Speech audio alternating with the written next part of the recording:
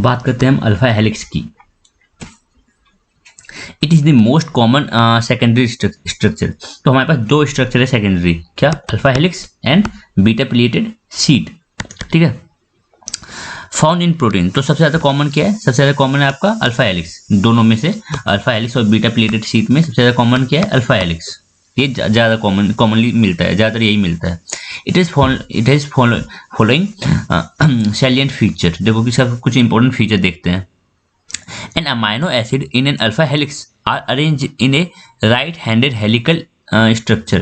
पहली बात तो ये जो हेलिक्स हम देख रहे हैं ना, ये जो हेलिक्स है ये राइट हैंडेड कॉइलिंग होती है। कैसी कॉइलिंग होती है? Right handed. कैसी? Right handed. ये कॉइलिंग कैसी है? राइट हैंडेड कॉइलिंग है,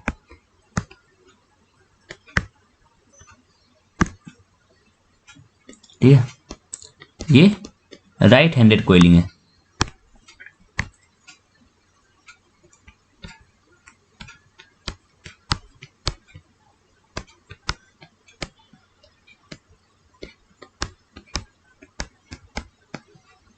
डॉटेड लाइन अंदर की ओर, ठीक है। ये राइट हैंडेड कॉइलिंग है हमारी। दिख रहा होगा आपको, आप फिंगर्स कर्ल करके देख सकते हो। फिंगर्स कर्ल करके आप इमेजिन कर सकते हो इस चीज को कि मैंने बनाई है राइट हैंडेड कॉइलिंग। डायरेक्शन क्या है इसकी? ऊपर की ओर जा रही है, राइट हैंडेड कॉइलिंग है ये। फिंगर कर्ल करो, देखो राइट हैंडेड कॉइलिंग दिख रही होगी आपको, ठीक है। Where each amino acid residue correspond to 100 degree turns in the helix. इसकी बात हम बाद में करेंगे, अभी बात करेंगे, बस जस्ट अभी बात करेंगे, थोड़ी और चीजें देख लेते हैं। It is most common and also stable conformation as it makes optimum use of hydrogen bond. बताया था ना, हाइड्रोजन बॉन्ड का ऑप्टिमम यूज हो चुका है, इससे ऊपर अब हाइड्रोजन बॉन्ड पॉसिबल ही नहीं है, ठीक है। Possible using main chain atoms. Main chain atom को main chain atom means amino group और कार्बोक्सिल ग्रुप। मेन चेन ये रही।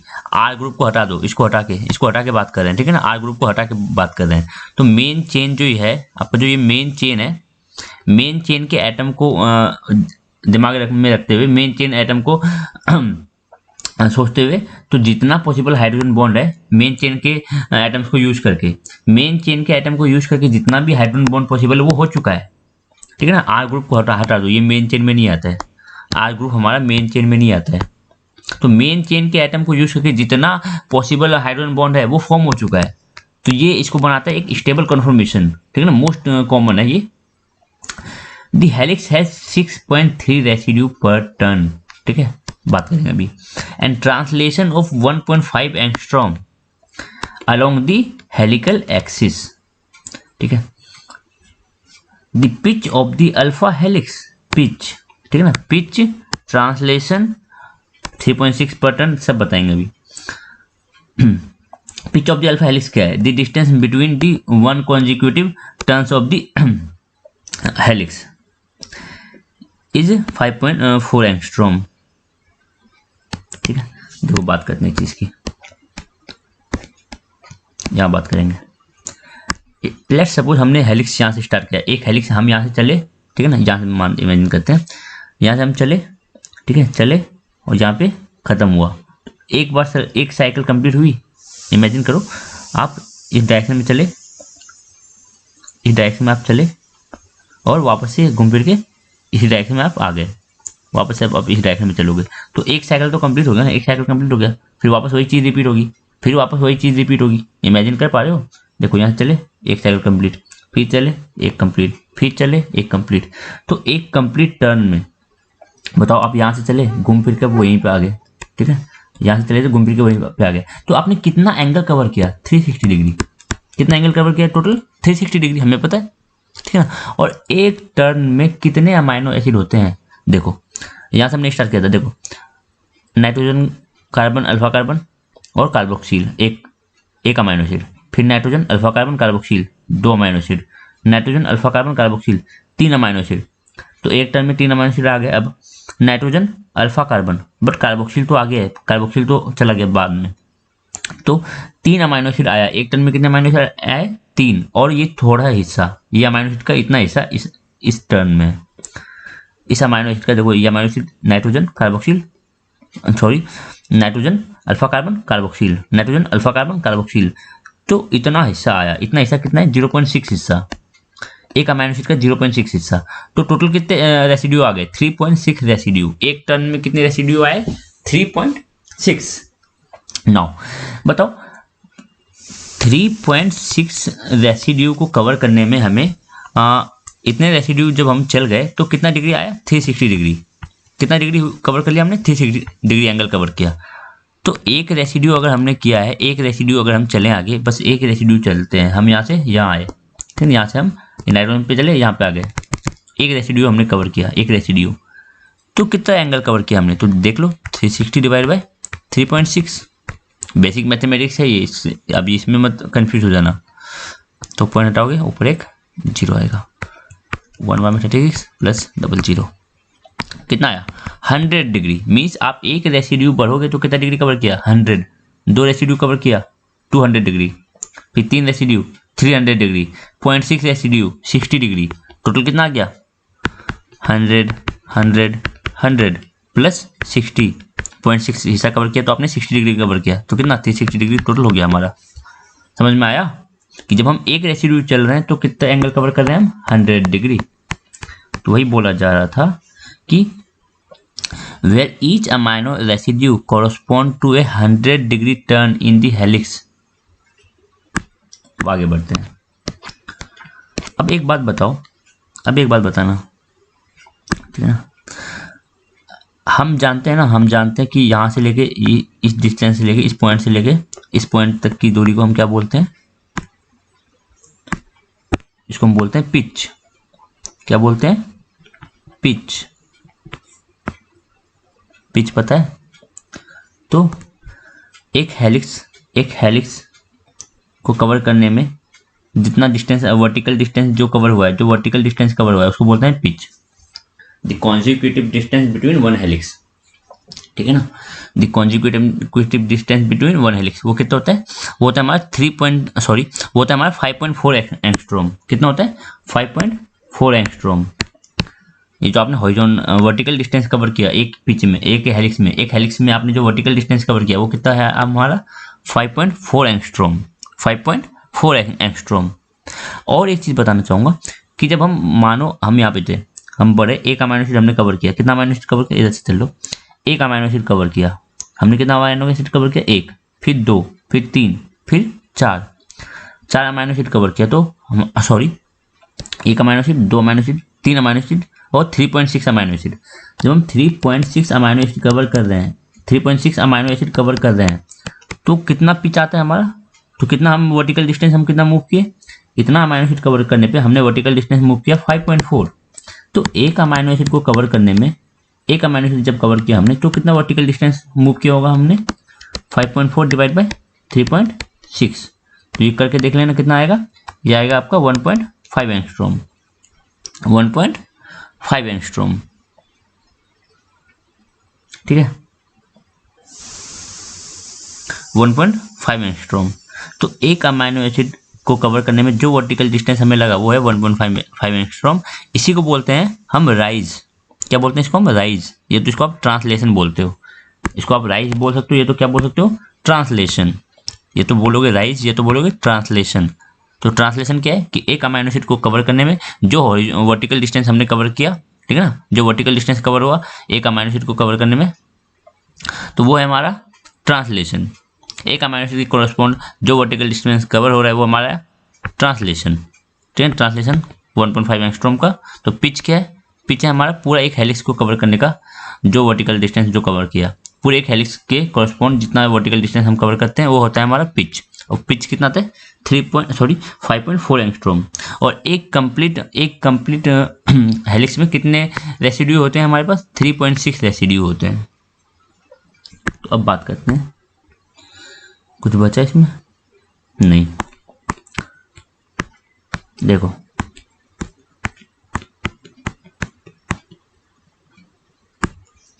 दी हेलिक्स है 3.6 रेसिड्यू पर टर्न, देख लिया। ट्रांसलेशन 1.5 एंगस्ट्रॉम देख लिया। अलोंग दी हेलिकल एक्सिस, ये हमारी एक्सिस रहेगी। The pitch of the alpha helix क्या है जो पिच, क्या है the vertical distance between one consecutive turns of the helix, यही बताया हमने। कितना होता है 5.4 एंगस्ट्रॉम का, 5.4 एंगस्ट्रॉम का।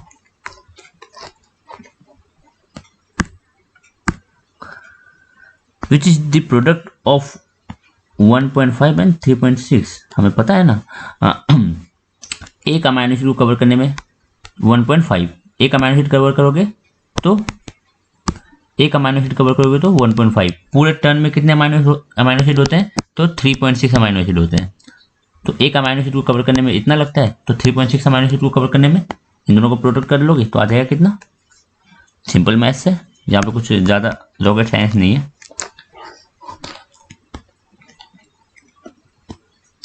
और एक चीज़ हमें देखनी है यहाँ, ये the NH group of amino acid forms hydrogen bond with carboxyl group. हमने बताया था NH ग्रुप का जो हाइड्रोजन होता है ये किसके साथ हाइड्रोजन बॉन्ड फॉर्म करता है, ऑक्सीजन के साथ, कार्बोक्सिल ग्रुप के ऑक्सीजन के साथ, ठीक है।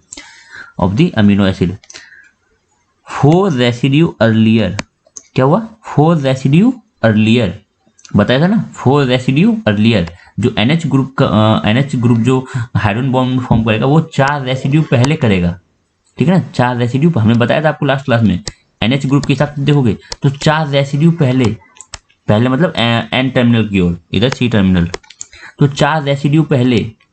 अगर हम बात करेंगे इसके हिसाब से, कार्बोक्सिल के हिसाब से बात करोगे तो 4 रेसिड्यू बाद, 4 रेसिड्यू आफ्टर, 4 रेसिड्यू आफ्टर। और NH के हिसाब से देखोगे तो 4 रेसिड्यू अर्लियर, 4 रेसिड्यू अर्लियर। पिछले लेक्चर में हमने ध्यान से अच्छे से इसको मैं 6 का बना के दिखाया था, वैसे तो बेसिकली मैं थोड़ा और लंबा बना सकता था, उसके लिए मेरे को टाइम लगे। वैसे एक सेकंड रुक जाओ, इस वीडियो को पॉज करके मैं बना के दिखाता हूँ। अब ध्यान से देखो, ये मैंने बनाया कितने, पहले आप अमाइनो एसिड रेसिड्यू गिन लो, कितने 1 2 3 4 5 6 7, 7 अमाइनो एसिड रेसिड्यू है। ये आपका N टर्मिनस है, ये आपका C टर्मिनस है, दिख रहा होगा, ठीक है। अब बात करते हैं, बताओ इसका ये जो कार्बोक्सिल ग्रुप है, इसका ये जो कार्बोक्सिल ग्रुप है, अरे यार क्या हो रहा है,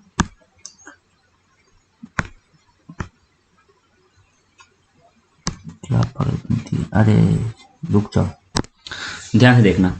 तो हमारे पास 7 अल्फा अमाइनो एसिड रेसिड्यू है, ठीक है।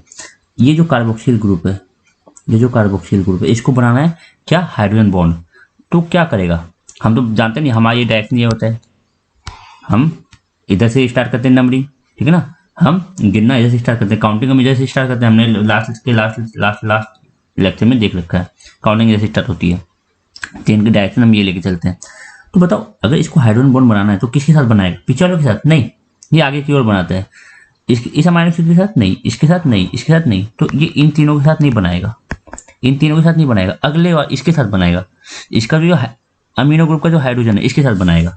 तो इसका जो ऑक्सीजन है वो हाइड्रोजन बॉन्ड बनाएगा इसके साथ, ठीक है। बात करते हैं अमीनो ग्रुप की, ठीक है ना, बात करते हैं अमीनो, मान लो ये है अमीनो ग्रुप मेरा, इसके रिस्पेक्ट में बात करते हैं, अभी तो हम इसके रिस्पेक्ट में देख रहे थे, ये आगे बनाएगा। अगर हम बात करें ये अमीनो ग्रुप, तो ये किसके साथ हाइड्रोजन बॉन्ड बनाएगा, ये बनाएगा इसके साथ नहीं, आगे की ओर तो पहले बनाएगा ही नहीं, ये पीछे की ओर बनाएगा, ठीक है ना, पीछे कितना पीछे 3 पीछे, 4th वाले के साथ, ठीक है ना। तो इसके साथ बनाएगा ना, इसके साथ ना, इसके साथ ना, तीनों के इसके साथ, यस इसके साथ बनाएगा, तो इसका ऑक्सीजन के साथ बनाएगा। तो ये बॉन्ड हम दिखा देते हैं, ये रहा, पीछे की ओर बना रहा है, इसके रिस्पेक्ट में देखोगे तो ये पीछे की ओर बना रहा है, ठीक है। और हम कार्बोक्सिल के रिस्पेक्ट में देखेंगे तो 4 आगे, 4th अमाइनो एसिड, ठीक है ना, 4th अमाइनो एसिड के साथ बनाता है, ठीक है। तो बात चल रही थी हमारी यहाँ पे कि the amino group of an amino acid forms hydrogen bond with carboxyl group of the amino acid 4 residue earlier, amino group 4 residue earlier, amino group के हिसाब से 4 residue earlier, इसके हिसाब से 4 residue after this repeated। अब ये formula हमें देखने की जरूरत नहीं है, ठीक है।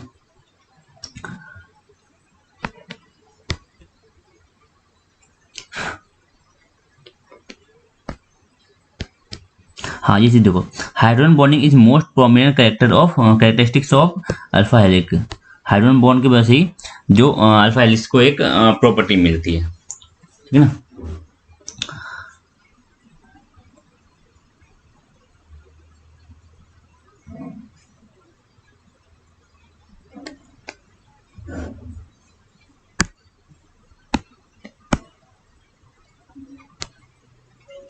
इस चीज के हिसाब से देखा जाए, नीचे वाले में क्या बोल रहे हैं, in other word ith amino acid, अगर इसको मान लो इस अमाइनो एसिड को 1 ith बोलते हैं, ठीक है, बोलते हैं ith, ठीक है।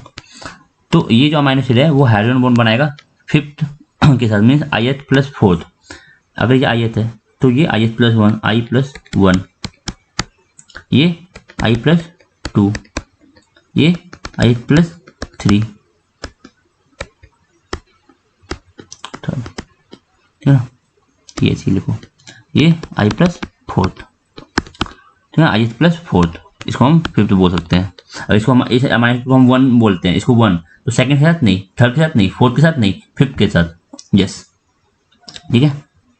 1 इसको बोलोगे तो सेकंड के साथ नहीं, थर्ड फोर्थ फिफ्थ, ये चीजें कहीं पूछी जाती है, ये चीजें नहीं आई, ठीक है ना, ये चीज हटाओ। हम बस इतना ध्यान रखेंगे कि जो जो अमाइनो एसिड है, जो कार्बोक्सिल ग्रुप है, 4 अमाइनो एसिड बाद में, 4 अमाइनो एसिड बाद में 4th अमाइनो एसिड के साथ, ठीक है ना, बनाते हैं।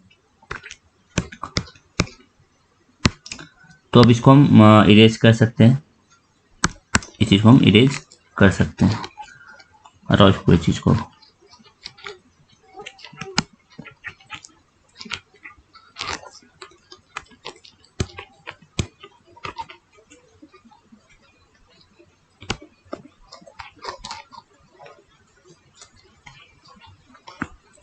ठीक, अब वही बात है, ये चीजें हम देखेंगे इधर नहीं, ये चीज हमारा यूनिट नंबर 8 में देखेंगे, जब हम प्रोटीन के बारे में पढ़ेंगे, तो ये हमारा इधर नहीं होगा, ये आगे बताया गया है। अब बात करते हैं प्रोलीन की। देखो सिंपल सी बात है, नहीं समझ रहे हो तो कोई बात नहीं। अब आप प्रोलीन को अगर आप नहीं समझ रहे हो तो क्या ही बात बताऊं मैं। प्रोलीन का स्ट्रक्चर आपको याद होगा, इमेजिन करो प्रोलीन प्रोलीन प्रोलीन प्रोलीन, ठीक है, इमेजिन किया आपने, यस इमेजिन कर लिया। Nitrogen, carbon, alpha carbon, carboxyl वाला कार्बन, ठीक है। आर ग्रुप में कार्बन था, एक और कार्बन था, एक और कार्बन था, 3 कार्बन था, ठीक है। और ये कार्बन इससे जुड़ गया था। अब ये जो है, ये दूसरा वाला amino acid means C double bond O, alpha carbon, इसका कोई R ग्रुप होगा, हाइड्रोजन होगा, इसके साथ क्या जुड़ा होगा, NH3। मान लो ये एक अमाइनो एसिड है, ये एक अमाइनो एसिड, 2 अमाइनो एसिड को हमने जोड़ के दिखाया है, ठीक है।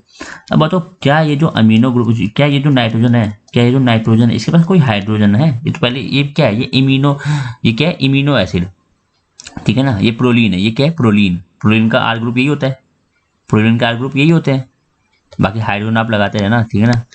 हाइड्रोजन की टेंशन मेरे पे मत देना, ठीक है। ये प्रोलीन है। तो बताओ क्या प्रोलीन के नाइट्रोजन के पास कोई हाइड्रोजन है क्या? नहीं, ये तो 3 बॉन्ड बना चुका है, अब इसके पास कहाँ से हाइड्रोजन आ जाएगा? नहीं है। तो वही बोला जा रहा है कि proline is absent in alpha helices. क्यों प्रोलीन एब्सेंट है अल्फा हेलिसिस में? अरे पता है ना, उसके पास कोई हाइड्रोजन बॉन्ड है ही नहीं, उसके पास कोई हाइड्रोजन है ही नहीं, तो वो हाइड्रोजन बॉन्ड क्या बनाएगा? और अल्फा हेलिसिस में आना है तो तुम्हें हाइड्रोजन बॉन्ड फॉर्म करना पड़ेगा, ठीक है। तो proline is absent in alpha helices as it is no hydrogen donor because of imino group. ये हाइड्रोजन डोनर ग्रुप नहीं है, ये हाइड्रोजन बॉन्ड डोनर नहीं है, ये हाइड्रोजन बॉन्ड डोनर नहीं है, and can not form hydrogen bond, ठीक है। And is called helix disruption, helix disruption. अब बताओ ऐसा क्यों बोल रहे हैं? अब बताओ ऐसा क्यों बोल रहे हैं हम? बताओ, खुद सोचो। मान लो ये एक हेलिक्स है, मान लो ये एक हेलिक्स है, इमेजिन, मानना क्या है तो है हेलिक्स, ठीक है, मानना मत, ये है।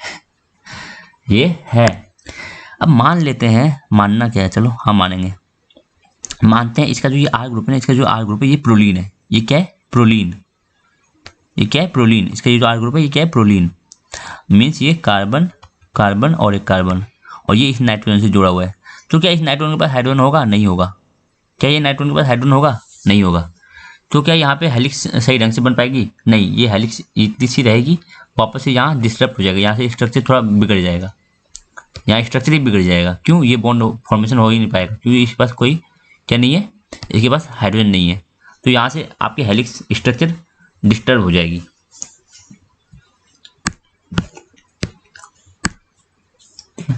तो इसलिए बोलते हैं इसको हेलिक्स डिस्ट्रक्चर। कहीं किसी हेलिक्स के बीच में, किसी हेलिक्स के बीच में अगर आप एक अमाइनो एसिड हटा के उसे अभी प्रोलीन लगा दो तो उस हेलिक्स का स्ट्रक्चर बिगड़ जाएगा और दो हिस्से में दो अलग अलग हेलिक्स बन जाएगी। वो ऊपर हेलिक्स रहेगा प्रॉपर, नीचे प्रॉपर हेलिक्स रहेगा, बीच में वो हिस्सा दोनों हेलिक्स को अलग कर देगा। इमेजिन कर लो थोड़ा सा। When viewed from top helix is seen in the helical wheel जैसा कुछ दिखाई देता है। अगर इस हेलिक्स को ये हेलिक्स जो है इसको ऊपर से देखोगे तो ये हेलिकल व्हील जैसा कुछ दिखाई देगा और आर ग्रुप बाहर की ओर निकले होंगे। आर ग्रुप क्या होंगे? बाहर की ओर निकले होंगे। ये सारे जो बाहर निकले हुए हैं वो क्या है? R group. In which side chain जो है हमारा R group are protruded outside of the central core. ये जो हमारा सेंट्रल कोर है उससे बाहर निकलता हुआ आर ग्रुप होगा। An alpha helix in polypeptide may form with either L और D amino acid। जो हेलिक्स है, क्या बार बार डबल हेलिक्स बनाता हूँ। जो हमारा हेलिक्स है, जो हमारा ये हेलिक्स है, इसमें L अमाइनो एसिड हो सकता है, L अमाइनो एसिड, ठीक है, या तो इसमें D अमाइनो एसिड हो सकता है। पूरे हेलिक्स में D अमाइनो एसिड। ऐसा नहीं होगा कि एक हेलिक्स है जिसमें L अमाइनो एसिड भी है, L amino acid and D amino acid दोनों हो। दोनों पॉसिबल नहीं है कि दोनों हो एक साथ। हेलिक्स में L भी है, L अमाइनो एसिड भी है और D फॉर्म वाला भी है, फिर L फॉर्म है, फिर D फॉर्म है। L फॉर्म D फॉर्म दोनों एक साथ एक ही हेलिक्स में हो, ऐसा नहीं हो सकता, ठीक है ना। तो हेलिक्स में क्या होगा? या तो सिर्फ L अमाइनो एसिड होगा, या तो सिर्फ D अमाइनो एसिड, ठीक है। तो an helix in polypeptide may form with either D और L amino acid but not with combine of both amino acid. L form और D फॉर्म दोनों कंबाइन नहीं होगा कि एक हेलिक्स में आपको L फॉर्म भी देखने मिल रहा है, D फॉर्म भी देखने मिल रहा है, नहीं हो सकता। हेलिक्स में या तो L फॉर्म होगा या तो D फॉर्म होगा। अल्फा हेलिक्स अकर इन केराटिन जो प्रोटीन है उसमें अल्फा हेलिक्स पाया जाता है, स्किन में पाया जाता है, हेयर्स में पाया जाता है, नेल्स में पाया जाता है, ठीक है ना।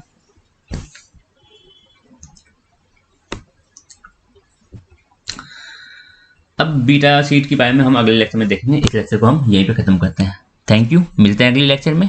आई होप कि आपको ये लेक्चर समझ में आया होगा। अगर आपको लेक्चर समझ में आया है तो आप एक लाइक कर सकते हो और कमेंट में बता सकते हो आपको इस लेक्चर का कौन सा पोर्शन समझ में आया या नहीं आया, ठीक है। Thank you and have a nice day. मिलते हैं बाद में।